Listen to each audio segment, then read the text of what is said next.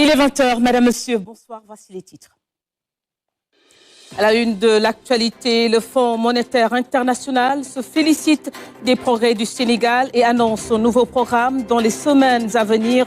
Une bonne nouvelle dans un contexte de redressement économique.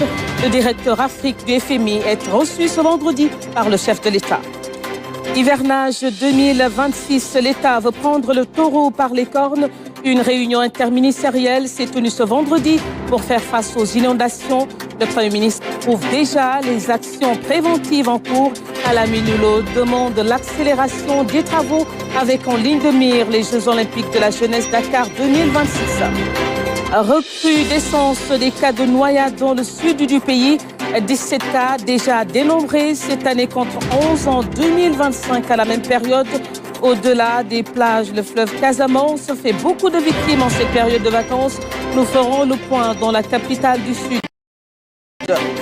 Au menu de week-end sport, la qualification du Sénégal pour le prochain tour des éliminatoires FIBA Afrique devant la Côte d'Ivoire 85-72. En football, encore un représentant de l'Afrique éliminé en 16e de finale de la Coupe du Monde. Il s'agit de l'Algérie. Vous aurez aussi les nouvelles de la tanière avec nos envoyés spéciaux.